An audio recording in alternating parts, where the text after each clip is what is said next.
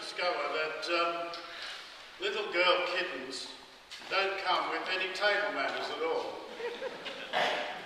Even though she's a thoroughbred, and even though she's very pretty and very fluffy and very cute, she's also extremely bossy and very rude. And when you're trying to serve her food, she just rushes in. If you're trying to do anything in the kitchen, if you're trying to prepare anything, she rushes in, she has to stick her nose into everything, and she constantly tries to steal the food and run off with it. And when you're serving the cat food, she comes rushing into the kitchen. You can hear her rushing down the stairs from wherever. And unlike the older cat, Gabriel, she doesn't wait until the food is in place. Oh no, she has to try and help you serve it. So she's sticking her nose in and trying to eat it off the spoon all the time. And she walks through her water bowl and everything. She's got no table manners at all. So I don't know how I'm going to train her. I don't know how she'll get used to it. I imagine she will eventually. But it just goes to show that you can't really, as it were, judge a book by its cover, as they say. She might have a fine pedigree and she might be very pretty, but she's very willful, very determined, very selfish in one sense. She constantly drives poor Gabriel mad because she wants to play 24 hours a day, and she jumps on him the whole time, so he runs away and hides half the time. And when she gives up on him, then she starts on us. But when she's sitting on your knee, she's constantly moving around, and her claws will dig into your knee, but then she won't let you clip the claws, so it all gets very difficult. So there we are. She may look pretty, but she is hard work. And isn't this so often true of life as well? This morning's readings and the prayer for the 18th Sunday after Trinity are all about faith. You find the word faith running right through all of them. But what does faith mean? What did Jesus mean when he talked about faith and told us that if we had any faith like a grain of mustard seed, we could move mountains? What does that mean, to have faith? So often we talk about it as though it was simply a question of belief, doctrinal belief, agreement with a set of creedal statements or something like that. And we can attach labels to people who belong to this group or that group. And we think we know all about them because we know that they subscribe to one particular creed or another. And we tend to judge people and often dismiss them because we may not agree with their particular creed. But faith in the New Testament isn't really about creeds. It isn't really about doctrine. It isn't really about belief in statements. It isn't really about whether or not we think the story of creation is true, literally true or not. It's not really about that sort of level of belief. It's more to do with trust. Trust in Jesus and attempting to follow Jesus.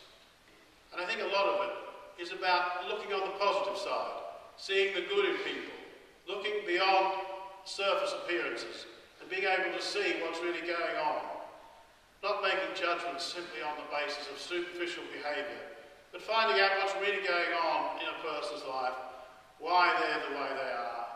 A lot of people who behave oddly perhaps are in a situation where they don't trust others to begin with. And they can only learn to do that if we're faithful and constant in our dealings with them. And we shouldn't give up on people. Having faith means believing in the future. If we're going to follow Jesus, we have to be thankful that there is a future to look forward to, that the future can get better, and that we can help to make it better. We have to look for the positive in people. We have to look for the good side of life. I have to realise that actually young Tabitha can be quite a lot of fun a lot of the time, even though she can be extremely annoying at other times. But she's very cute, and she makes you feel calm when she's all relaxed. So you look for the good in people, and you believe and hope that life will get better. But sometimes it requires action on our part as well, because things aren't always as good as we might like.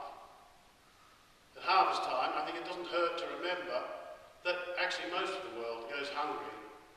If you travel abroad much, you soon realise there are an awful lot of people who've got very little in this world and who are grateful for tiny mercies. But we can help, hopefully, make the world a better place by being sensible in our approach, not just being totally self-centred and consumer-oriented, but looking to build a better world, looking to build a more just world. At Harvest, we can think about harvesting our talents, harvesting the good things, harvesting all the bonuses that we've got here in the better off countries in the Western world, and trying to put them to good use, to serve the whole world. At Harvest, we can think about our talents, we can think about trying to help the rest of the world. But most of all, we have to have, first of all, faith. Faith that things can get better. Faith that Jesus' way is the right way. And faith that if we follow in that way, we can help to make the world a better place. It's not going to happen if we just sit back and say, well, I believe in this and this and this, I tick all the right boxes, and I'm quite happy and quite self-satisfied, so that's as far as I'll go. We need to be prepared to commit ourselves. We need to be prepared to go further and to try and work for the good of the whole world. And as we think about Harvest, we don't just give thanks for what we've been given, but we pray that hopefully things will get better for everybody in the future. And we remember those for whom it's not so good at the moment, and hopefully we can share with them, because we do have faith that things can get better. In the name of the Father, and of the Son, and of the Holy Spirit. Amen.